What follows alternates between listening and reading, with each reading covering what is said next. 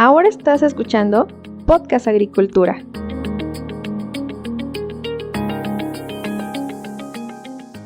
Hola a todos, me da mucho gusto saludarlos nuevamente. Espero que se encuentren muy bien. Yo soy Olmo Axayacat y esto es Podcast Agricultura, el podcast de somosagricultura.com.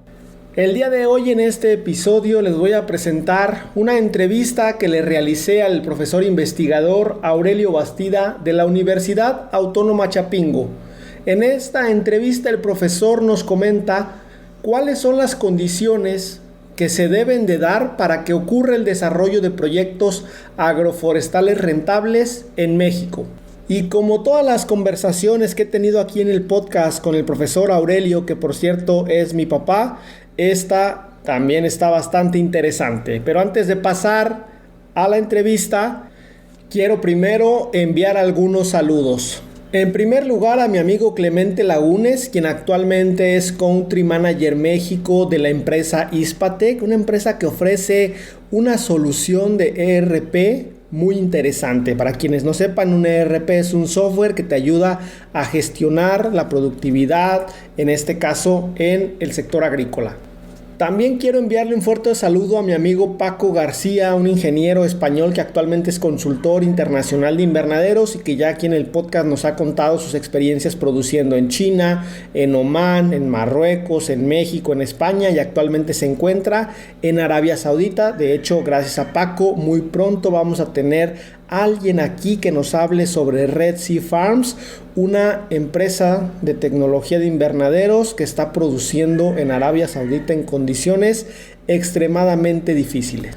Y por último, pero no menos importante, quiero enviarle un fuerte saludo a mi amigo Jesús Portillo, quien actualmente es director de expansión en la empresa Bioinnova, y me acordé mucho de Jesús el día de ayer que me encontré con una noticia en la cual se indicaba que Bioinnova, esta empresa mexicana de bioestimulantes y mejoradores de suelo, se va a expandir muy pronto hacia Estados Unidos. Una excelente noticia. Y ahora sí, una vez realizados los saludos, pasemos al contenido.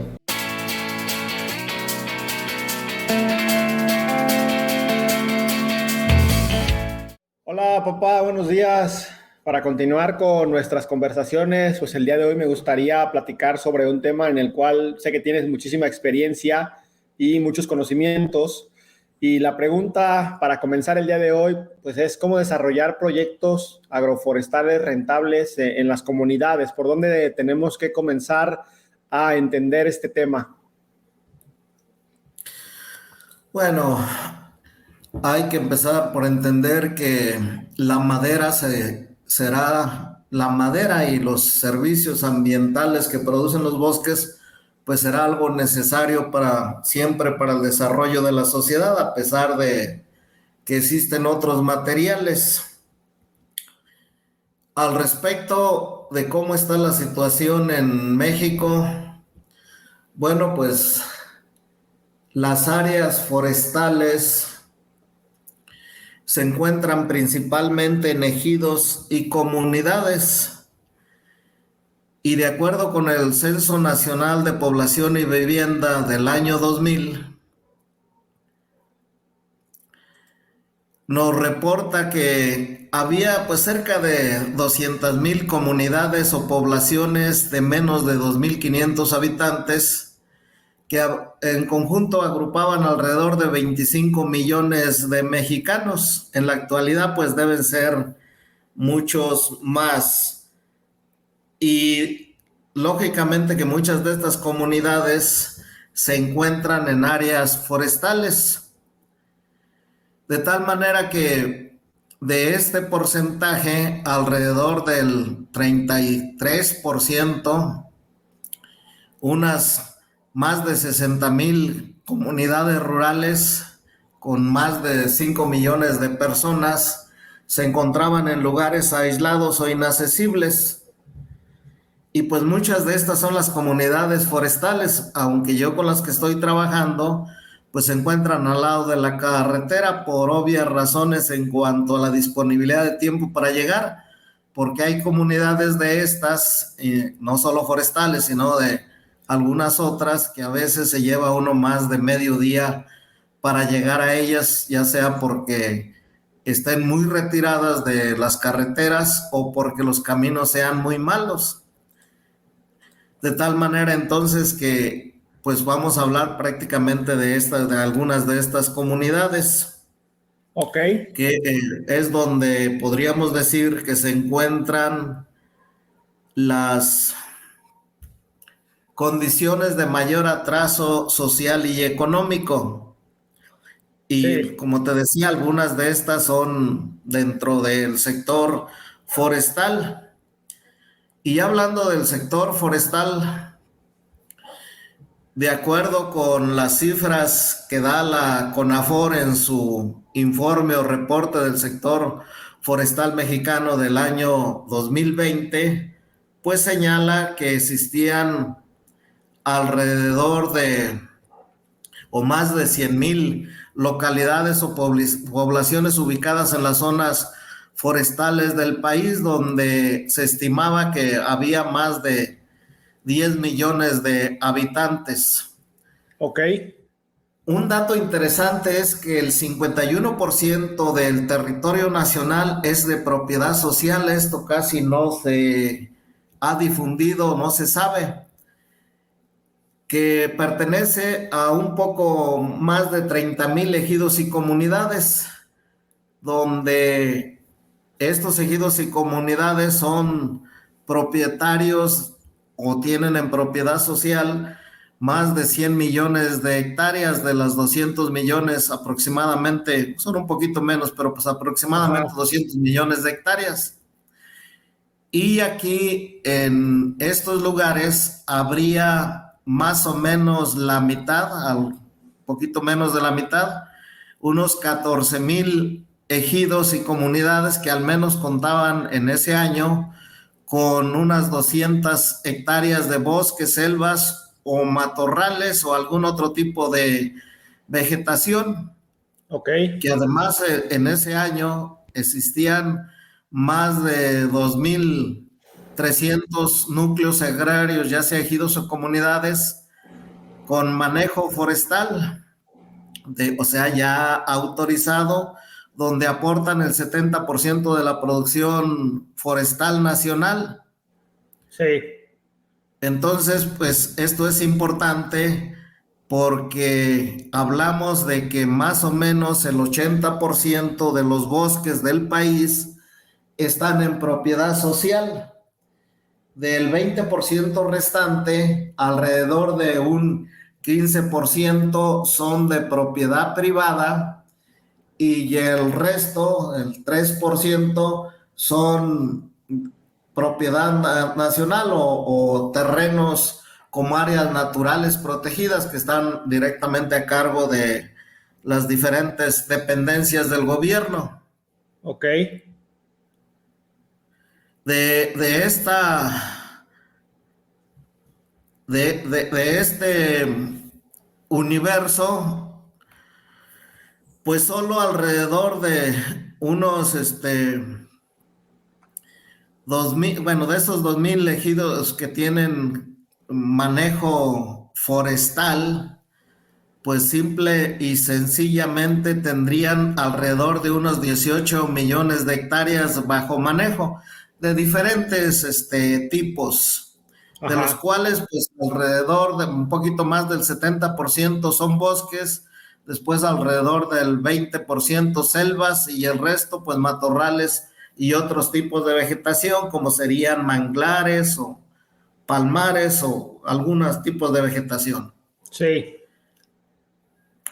Ahora bien, para llevar un manejo forestal, sobre todo en los aspectos maderables, se requiere primero tener un programa de manejo forestal.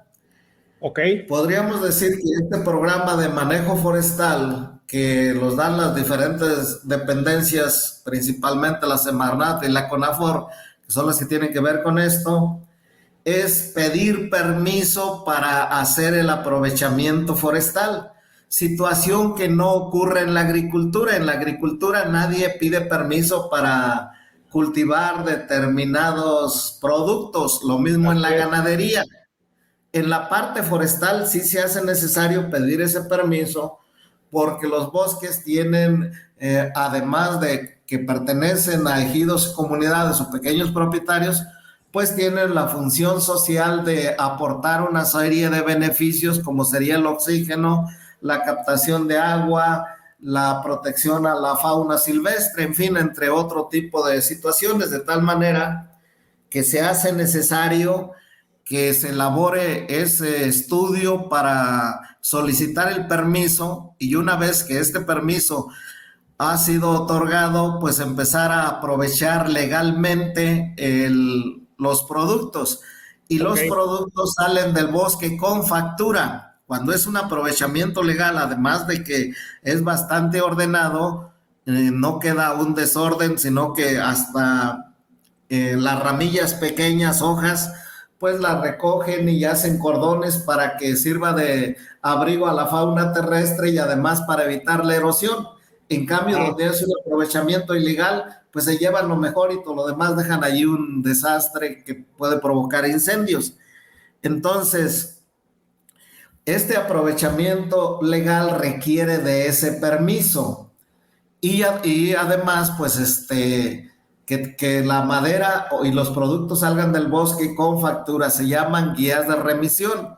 Incluso en algunos lugares vemos los carros madereros que van circulando por la carretera con una lona atrás que se dice que ese es producto del aprovechamiento forestal. ¿Por qué? Porque hay una idea equivocada, sobre todo en la cultura urbana, de que o no completa, o sea, se sabe que los árboles nos producen esos beneficios de los que hablé, pero lo que no está o no está claro es que si yo voy a disfrutar de determinados servicios de buena calidad de vida, pues cuánto debo pagar por ello. En otras palabras, si quieres respirar oxígeno, ¿cuánto estarías dispuesto a pagar al año? ¿1 peso, 2 pesos? ¿Por qué? Porque esos bosques que están contribuyendo a producir el 30% del oxígeno del planeta, pues son dueños de alguien, en el caso de México. Entonces hay muchos de tendencias, se dice ecologista, que dicen que no se tiren los árboles. Los árboles, como todo organismo, llega un momento en que se van a morir y todo el carbono que capturaron, pues se van a podrir y van a volverlo a lanzar a la atmósfera. Sí. De tal manera que, como todo organismo, son los árboles jóvenes aquellos que más capturan carbono y por lo tanto producen oxígeno. Entonces creo que eso es lo que falta señalar. Pero una vez que ya tienen este permiso y empiezan a hacer sus aprovechamientos, más o menos el esquema, sobre todo aquí en la parte central, es un permiso para en promedio 50 años, en algunas ocasiones es de 40 y en otras ocasiones es de un poco más. En el norte del país puede ser hasta para 100 años. A eso se le llama ciclo o turno, que implica lo siguiente: se da ese permiso para manejar el bosque. Por ejemplo, en esta comunidad a la que yo voy, son 800 hectáreas. Ajá. Tienen su programa a 50 años.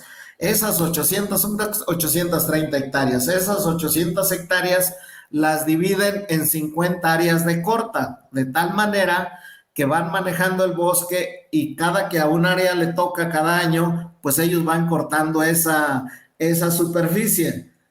Pero cada 10 años ellos tienen que solicitar otro permiso y además cada año tienen que solicitar permiso de lo que van a cortar el año siguiente, de tal manera que donde hay un buen manejo, pues hay demasiada supervisión. En algunas ocasiones sí se han, limitado o se le han quitado el permiso porque no están manejándolo bien. Okay. Una vez que ya tienen esto, entonces vienen auditorías, especies de auditorías, para ver si están haciendo bien las cosas, y esa es la certificación nacional. Hay una certificación nacional que se les otorga a aquellos que después de un periodo determinado están trabajando bien, y esta tienen que refrendarla cada 5 años. Pero hay una serie de productos sobre todo los que se utilizan para tarimas, para embalaje, que las empresas que exportan solo tienen autorizado madera de estos ejidos, pero además de estar manejando bien el bosque de forma sustentable, esto es que no cambia de uso de suelo, sino que lo que se corta inmediatamente se reforesta. Sí. Además de eso, necesitan una certificación internacional. Esta certificación internacional es para refrendar que están haciendo bien las cosas y entonces pueden tener asegurado un mercado para ese tipo de productos, para las plataformas que se utilizan para poner la mercancía, para los embalajes, cajas y todo lo que se requiere para exportar productos. Y lógicamente, pues que no muchos pueden acceder a ello.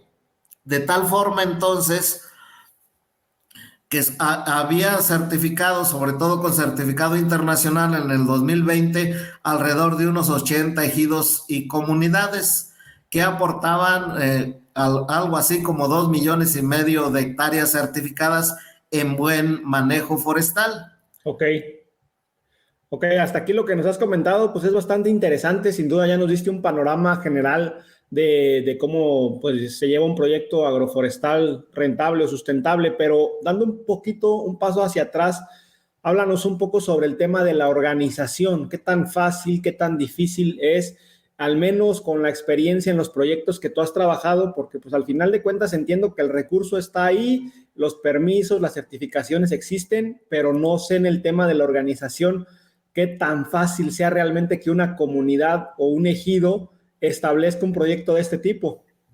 Bueno, ahorita llegamos a la organización, pero para poder hablar de la organización, pues necesito darte el panorama de cómo se encuentran estos ejidos. Adelante. Y comunidades.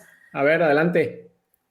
Hubo un estudio o investigadoras del Instituto de Investigaciones Sociales de la UNAM, Merino principalmente, en el año 2014, donde agarró 103 núcleos agrarios poseedores de al menos 300 hectáreas de bosque en clima templado. Esto fue en los estados de Oaxaca, Guerrero, Michoacán, Jalisco y Durango, pues yo diría que está bastante representado las áreas forestales. Y bueno, pues los datos son interesantes. De esas comunidades estudiadas se encontró que la agricultura se practicaba en el 98% de estas comunidades, siendo forestales, el 98% de ellas, su actividad principal era la agricultura, principalmente de subsistencia, con el maíz, con más del 90% de siembra, y además el 75% de las familias se dedicaban a eso, de estas comunidades. La ganadería en segundo lugar con un 82%, pero solo con el 31% de las familias que habitaban en esos bosques que se dedicaban a la ganadería. Y en tercer lugar, la actividad forestal, con menos del 50% de estas comunidades, en menos del 50% de ellas se hacía algún aprovechamiento, pero solo con el 10% de las familias de ese lugar. Como ves, pues es interesante que siendo áreas forestales, pues todavía la agricultura tenga tal preponderancia, pero eso está bastante claro. En México lo que hay es una cultura agrícola, son 10,000 años. La ganadería como la conocemos, pues hace 500 años que llegó el ganado, de tal manera con los invasores europeos, y las actividades propiamente silvícolas de manejar apropiadamente el bosque, pues llevan cuando mucho 50 años aquí en México, de tal manera que eso es lo que se entiende. Ok. Por el otro lado, pues se ha encontrado que con más de 40 años, el 88% de los ejidatarios y alrededor de un 30% más de 60 años. Esto es interesante, pero también implica que puede haber un buen relevo generacional si las cosas se hacen apropiadamente. De tal manera entonces que con esto vamos a ver qué es lo que dicen los que han estudiado cómo está la organización. Ya se acepta y hasta el gobierno lo toma que hay alrededor de 5 niveles de organización. Si consideramos los cerca de 15,000 ejidos, 14,000 y tantos ejidos que había en el 2020, que al menos tenían 200 hectáreas de bosques o selvas, pues yo actualizo un cuadro y nos encontramos que alrededor del 48% de ellos están sin organización, no aprovechan organizadamente sus bosques. Generalmente esos se encuentran en lo que se conoce como área común o terrenos comunales. Ajá. Y para eso los miembros del ejido o la comunidad se tienen que poner de acuerdo y sacar acuerdos de aprovecharlo al menos con el 50% más uno. Bueno, pues nos encontramos con que son cerca de 7,000 comunidades, 48% que no aprovecha para nada sus bosques. Vaya. Luego tendríamos alrededor de un 32%, cerca de 5,000 comunidades que se reúnen pero aprovechan su bosque a través de intermediarios, o sea, venden la madera, el bosque en pie, le ponen un precio y son los intermediarios o concesionarios los que incluso pagan los estudios que se requieren para tener ese permiso y ellos los aprovechan. De tal manera que los datos nos están llevando, pues que alrededor del 80% de las áreas o los ejidos y comunidades que tienen bosque no lo aprovechan directamente. Bueno, hay un aprovechamiento, pero este es el aprovechamiento hormiga, a veces lo deterioran, de repente en medio del bosque aparecen las parcelas, pero no es algo, es un aprovechamiento desorganizado y no pasa más allá de la leña, el carbón o alguna madera que se requiere para construcciones. Ok. De tal forma que aquí hay mucho que hacer porque pues solo el 20% de estas comunidades estarían aprovechando apropiadamente los bosques. De ellos tenemos los que estarían en el nivel 3, que los consideramos productores primarios con baja capacidad productiva, porque ellos venden la madera en rollo, aprovechan sus bosques, tienen permiso, ellos cortan los árboles y lo venden a pie de brecha. Y bueno, pues ahorita aquí en esta región de la Sierra Norte de Puebla, pues no anda tan mal el precio, porque venden a un poquito más de alrededor de 3,000 pesos el metro cúbico. Y de estos pues son alrededor del 11%, alrededor de unas 1,600 comunidades. Pero en el siguiente nivel tendríamos alrededor del 8%, son aquellos que tienen la capacidad ya de transformar sus productos, debe ser más de la mitad de lo que sacan del bosque, y ya venden madera cerrada. Es el caso de las comunidades con las que pues estoy investigando algunas de estas cosas. Este ya es un buen nivel porque ya están generando muchos empleos, pero definitivamente que el ejemplo a dónde se debe llegar pues es aquellos que además del aprovechamiento autorizado, manejar bien sus bosques, tengan aserraderos, además de eso, aquellos que vendan productos terminados como pueden ser muebles, marcos, ventanas, todo ese tipo de situaciones. Y bueno, aquí tendríamos el ejemplo de algunas comunidades y ejidos en el norte del país, pues hay algunos, yo no los he visitado, pero aquí en el centro del país el ejemplo más destacado es San Juan Nuevo, que tiene ya muchas empresas, incluso ha llegado a exportar a Estados Unidos productos acabados. En la Sierra Norte de Juárez yo podría hablar de dos o tres. Uno de ellos es Islán de Juárez, que también están en esta posición, y el agrupamiento de alrededor de unos 7, 8 ejidos que se llama Pueblos Mancomunados, que también tienen sus fábricas. A esto debería pues procurarse llegar. Ahora, con estos con los que yo estoy trabajando, bueno, pues ellos ya tienen algunos talleres, hay un grupo de mujeres en este ejido de Pueblo Nuevo que ya fabrica muebles. Yo creo que ellos van a pasar al siguiente nivel, que sería el apropiado, de tal manera que entonces tenemos, resumiendo en cuanto a la organización, ahora yendo de los más organizados hacia abajo, pues estos que logren organizarse de tal manera que pongan fábricas y lo que vendan sean productos acabados, están vendiendo productos con mayor valor agregado. Luego tendríamos aquellos que tendrían la capacidad de aserrar toda la madera o de menos el 50% o un poquito más del 50% de la madera que producen, que estarían en el segundo nivel. Después aquellos que ya se organizan, ellos mismos cortan sus árboles y sacan la madera en trozo allí a la brecha donde pueden llegar los carros y allí la están vendiendo. Esos son, digamos, los 3 niveles ya organizados, porque después están pues, los que podrían ser productores potenciales, cuentan con el bosque pero no tienen organización.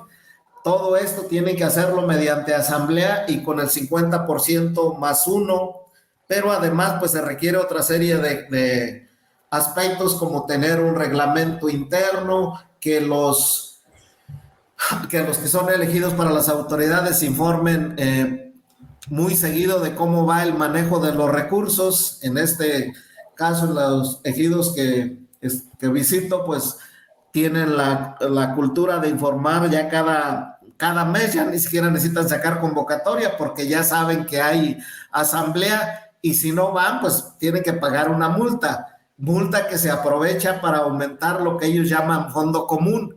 Fondo común porque todo, digamos que lo que obtienen de la madera, pues una parte es para pagar los gastos, una vez que ya le quedan lo que les quedan de ganancias, pues una parte se la dan a los ejidatarios como reparto de utilidades o aguinaldo. Okay. Otra parte es para ese fondo común, donde además hacen obras sociales, como ayudar a las escuelas, el centro de salud, etcétera. Es más o menos como están trabajando estas comunidades en forma organizada. Ok, y pues ¿cómo pasaría, digamos, una comunidad del nivel 1 al nivel 5? ¿Cuál sería, digamos, tu propuesta para hacer ese recorrido? Que me imagino, pues no debe ser sencillo, pero pues por lo menos menciónanos las claves que tienes en mente para lograr esa transformación de la comunidad. Mira, esto ha sido estudiado por la gente que anda, ahora sí es, analizando el sector forestal, y dentro de lo que ellos señalan es lo siguiente. Han estudiado a estas comunidades que te señalo de tal manera que plantean más o menos lo siguiente. A partir de esa organización interna, que como te señalo, pues tiene que ser una cuestión propiamente de ellos mismos. Aquí las dependencias o la gente que vaya de fuera o uno mismo, pues debe ser alguien de apoyo, no quien imponga las cuestiones. La organización tiene que ser en función de los intereses de las comunidades. Entonces, los que han estudiado, entre los casos exitosos, dicen que los elementos más comunes son que se haya consolidado un área de manejo forestal sustentable, que los bosques sean manejados por los dueños en su conjunto, que se presente una rendición de cuentas a la asamblea y que se combinen varios niveles de organización, que los beneficios económicos sean tangibles en el corto y mediano plazo, que existan mecanismos claros de evaluación y control, y que una parte importante de las ganancias se reinvierta para seguir desarrollándose y sobre todo fortaleciendo su organización. Para ello, pues se requiere la elaboración y aplicación de un reglamento interno, porque si bien es cierto, hay una serie de derechos y obligaciones que están plasmados en la ley agraria, pues aquí se requiere que eso lo bajen a nivel de comunidad, que todos deben participar en las actividades comunales, si no, pues que paguen una sanción, que haya una integración de ese fondo común para que ellos tengan posibilidades de invertir en estos ejidos que yo visito. Pues a veces en la compra de maquinario, algo dice las dependencias, ponemos el 70%, el otro 30% ponlo tú, que a veces en mano de obra, o por ejemplo, para el caso de ellos, pues el aserradero automatizado requería de energía trifásica. Bueno, eso fue lo que les correspondió a ellos y no es nada barato llevarla hasta donde está el espacio. Ok. Que haya rendición de cuentas a la asamblea en forma periódica, ya lo señalamos, pero sobre todo yo creo que un elemento que yo he observado en estos ejidos de aquí, de los que les han puesto más atención, es la participación de los jóvenes. La participación de los jóvenes con la experiencia de las personas mayores es una combinación excelente, y sobre todo en la medida que se van dando cuenta de la serie de beneficios que tiene el trabajar en conjunto. De tal manera entonces que tiene que haber una organización y por lo tanto pues también una capacitación para desarrollar esa serie de actividades. Sí. Las personas que llevan la parte técnica, que son los ingenieros forestales, principalmente, o prestadores de servicios técnicos forestales, podríamos decir que ellos dirigen el asunto desde el punto de vista técnico, pero las actividades deben estar controladas por los productores. Por lo tanto, pues se requiere una organización interna bastante interesante, donde a partir del comisariado y el consejo de vigilancia dependan la relación con estos asesores, pero además las empresas que tienen que formar, y de entrada pues la primera es el aprovechamiento forestal sustentable y comunitario en una superficie determinada, según lo que tengan para que pueda hacer ese aprovechamiento. Otra de ellas sería el vivero, dependiendo de dónde se localicen. Hay lugares donde pueden haber viveros que produzcan la planta. Es el vivero para producir la planta que requieren para reforestar. Los camiones que pueden ser, a veces pueden ser de los mismos ejidatarios, pero van a requerir de maquinaria, sobre todo para arreglar sus caminos, motoconformadoras, trascabos y todo lo demás. Eso también puede ser otra empresa, porque bueno, no lo están utilizando de tiempo completo y pueden rentarlo para ir a hacer caminos a otras comunidades. Okay. Y así por el estilo, una serie de empresas, el mismo aserradero, que sería otra de las empresas, de tal manera que allí se van generando empleos directos e indirectos. En esta comunidad que te señalo y que acabo de visitar este fin de semana pasada, pues ellos antes de la pandemia ya andaban por alrededor de los 60 empleos indirectos y alrededor de unos 100, de 60 empleos directos y alrededor de unos 100 indirectos, de tal manera que ellos ahorita lo que nos señalaban, ahora que fuimos, que ya requieren de mano de obra de otras comunidades, sobre todo porque los ejidatarios ya mayores de edad, pues esos ya se dedican un poco más a la agricultura, a la ganadería, y ya el andar en el monte y en pendientes fuertes pues tiene sus dificultades, de tal manera que envían a los jóvenes que pueden ser sus hijos o de incluso ya en la actualidad pues de comunidades vecinas están contratando jóvenes para que sirvan a hacer los trabajos que se requieren en el bosque. Okay. Es más o menos como está la situación.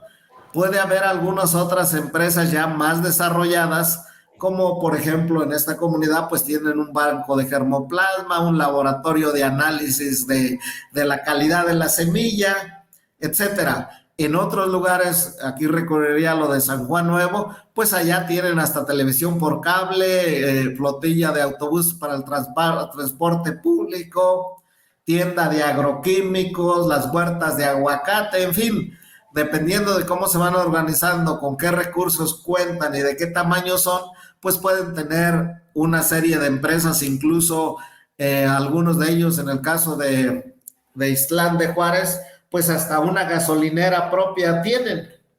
Ok, bastante interesante esto que nos comentas. Sin duda, esta comunidad que es San Juan Nuevo, ¿no? La que tú nos estás poniendo el ejemplo, ¿verdad? Sí. Ok. Bueno, de San Juan Nuevo y de Pueblo Nuevo, que lo acabo de visitar, pero San Juan Nuevo tiene más de 11,000 hectáreas bajo manejo forestal. Pueblo Nuevo son 800. En San Juan Nuevo son cerca de 1,000 comuneros. Acá Ok. en Pueblo Nuevo son alrededor de 109 ejidatarios. Me imagino que tú has visto o has notado que entre tantas personas, de repente llega a haber problemas, ¿no? ¿Cómo lo soluciona la comunidad o cómo le hacen para que alguna diferencia no quiebre esa organización? A partir de que establecen las reglas claras, los beneficios o los derechos y las obligaciones, y todo mundo se compromete a cumplirlas, desde ese punto de vista es como van avanzando las cosas. Eso es fundamental. Ahora bien, en todas esas comunidades donde hay desorganización, pues yo creo que es a partir de los jóvenes, ya sea los profesionistas que lleguen a trabajar por parte del gobierno y los mismos jóvenes de la comunidad, que se debe empezar a fomentar esa organización. Esta parte la he estudiado un poco más acá en Pueblo Nuevo y en algunos ejidos de Guayacocotla, donde han sido los jóvenes. En el caso de Pueblo Nuevo, hay dos personas claves que han sido comisariados ejidales bastante jóvenes, y alguno de ellos pues anduvo en Estados Unidos llevando gente para que pasarla de ilegal. Entonces el tener mundo pues dio posibilidades. El otro es una persona bastante seria, habla poco, pero muy respetada, y pues ellos deben tener alrededor de 45 años, de tal manera que empezaron hace 10 años, pues casi empezaron por ahí alrededor de los 30 años, Ok. convenciendo gente de la necesidad de organizarse. Ahora bien, yo creo que clave para dar este paso son las comunidades instructoras, que ahora les llaman comunidades extensionistas y que nacieron como comunidades escuela. Son, como San Juan Nuevo lo es, ya ha capacitado a muchos más, pero no es lo único. Aquí en Pueblo Nuevo, ellos desde el año 2013 están autorizados como comunidades instructoras, ahora comunidades extensionistas, de tal manera que hay una capacitación de productor a productor, y a mí me parece que este esquema lo debemos implementar en otras actividades productivas. Yo había pensado en lo de los invernaderos. ¿Por Oye, qué? ¿por quién están autorizados para hacer este tipo de instrucción como comunidad? En el caso de la actividad forestal es la CONAFOR la que directamente les da esa legalidad. Para Y, eso, y ellos, actualmente, ¿cuántas comunidades escuela hay en México a nivel forestal? mira, no tengo los datos, no es algo que no he checado, pero yo creo que debe haber alrededor de unas 10, mínimo unas 10, Ok, porque aquí pues está una, dos, tres, cuatro, cinco, seis, como unas 8 aquí en la parte central, Oaxaca, y aquí propiamente Michoacán, Jalisco, Puebla, todos estos lugares, más aparte de otra que sea allá en Quintana Roo, y lógicamente las del norte del país, debe haber también por allá algunas. ok,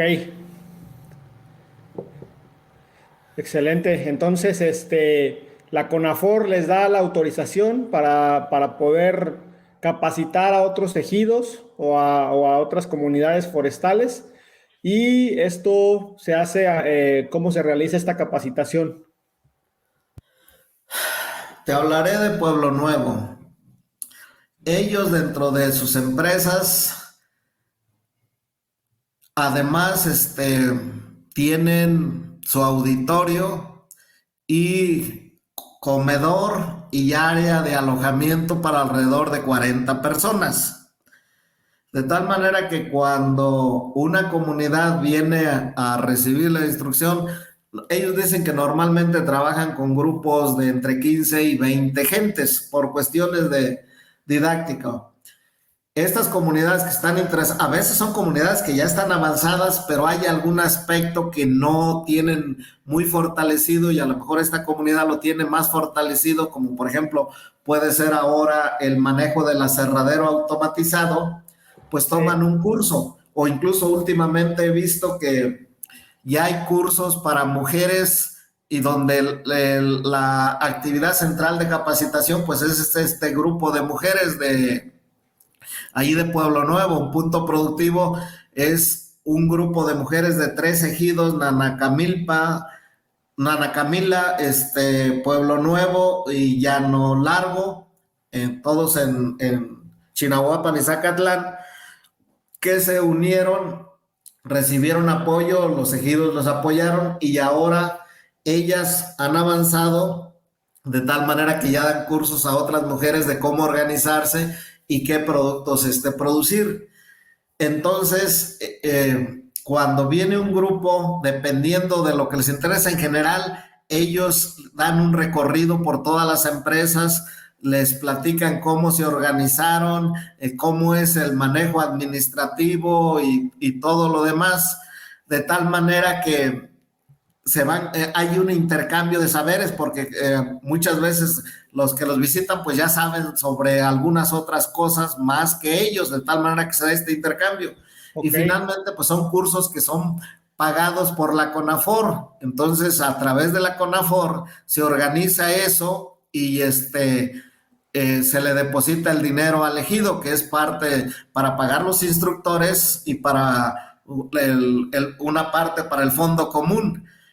Por el otro lado, en ejidos que van menos desarrollados, durante un tiempo que pueden ser un periodo de 2, 3, 4 años, la CONAFOR le paga a una persona para que ayude con todos los trámites, claro, después de haberla capacitado, y a ese se le llama promotor forestal, de tal manera que apoya, va a cursos y apoya a veces hasta en el manejo de los archivos del ejido. En fin, por ejemplo, en Guayacocotla acaba de terminar una persona que ella es licenciada en leyes, pero cuando nosotros vamos a visitarla, maneja también la terminología forestal, que los muchachos piensan que ella es ingeniera forestal, de tal manera que estas personas también cumplen un papel muy importante al interior, el ir concientizando a la gente de hacer las cosas bien, y al exterior pues ayudar en esa capacitación. Ok, interesante esto que nos comentas. Ya para ir terminando nuestra conversación, papá, a nivel México, a nivel país, ¿cuáles son los retos principales que debemos superar para impulsar el surgimiento y el establecimiento de más proyectos agroforestales rentables? Pues mira, primero tiene que haber o desarrollar una visión de fortalecimiento, podríamos decir, de desarrollo regional en lo económico y en lo de la autosuficiencia alimentaria. O sea, una visión de desarrollo a mediano y a largo plazo. Yo estoy trabajando con esta comunidad, ya quedamos con Pueblo Nuevo, ya quedamos en que vamos a hacer su programa de desarrollo a nivel integral, no solo para los aspectos forestales, que es en lo que ellos están más fuertes, sino para la agricultura y la ganadería, que allí son parte de sus debilidades, la fruticultura, posiblemente el poner cría de peces, en fin, una serie de situaciones. Entonces, tiene que haber esta visión a largo plazo. Ya decíamos, para ello, pues, quienes más pueden aportar son los jóvenes. Sí. Que haya un ordenamiento territorial de tal manera que a nivel de la asamblea destinen terrenos para diferentes usos, o sea que si este es el uso agrícola, el uso pecuario, el uso forestal, dentro de pues a lo mejor una parte para el ecoturismo, que es otra de las posibilidades. Pero se requiere además a nivel de política nacional establecer políticas diferenciadas, ya que las necesidades de cada una de estas comunidades son diferentes. Si yo hablo de un desarrollo integral, es porque no podemos hablar de desarrollar una parte si las bases, por ejemplo, no hay centro de salud y están muy lejos o no hay transporte, pues no están. Son cosas que apoyan, al no estar, pues van a obstaculizar de tal manera que se tiene que ver esa visión integral, incluso para la agricultura. Sí. ¿Qué proyectos y qué es lo que se debe impulsar? Pues es lo que la comunidad decida. Una vez que se tenga esta idea de hacia dónde se quiera llegar, pues primero vamos a empezar por esta situación.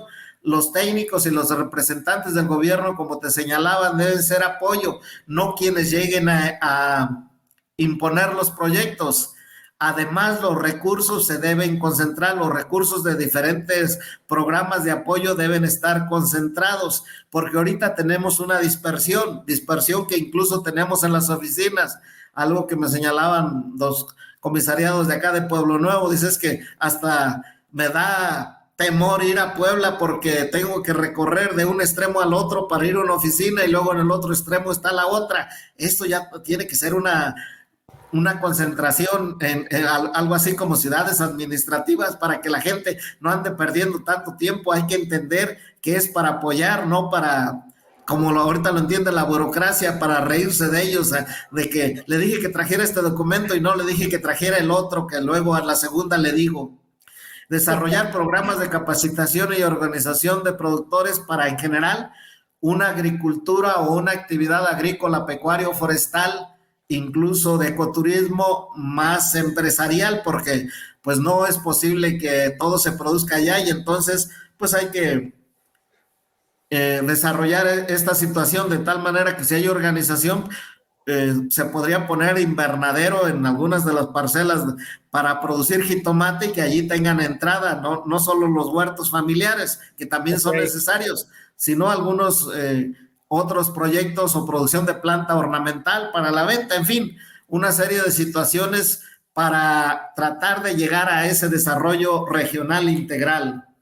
Si yo la parte forestal, pues la veo nada más como una parte, porque ya la realidad allí nos dicen, más del 90% de las comunidades practican la agricultura, pues mejor hay que hacerlo en forma ordenada.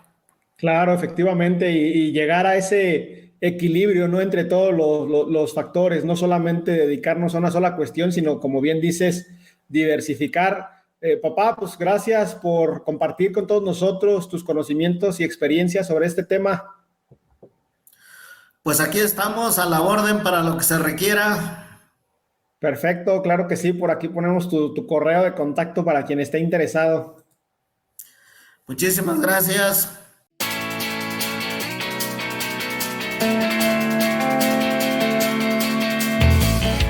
Esto es todo por el día de hoy. No me queda más que agradecer a mi papá, el profesor investigador de la Universidad Autónoma Chapingo, Aurelio Bastida, por su tiempo y disposición para esta entrevista. A todos ustedes, muchas gracias por estar ahí. Díganme cómo lo estamos haciendo, qué les parecen los invitados y temas, a qué participante del agro deberíamos invitar. Déjenme sus comentarios en somosagricultura.com/contacto. Hasta luego.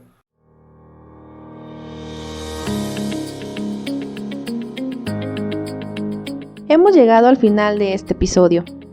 Muchas gracias por escuchar Podcast Agricultura.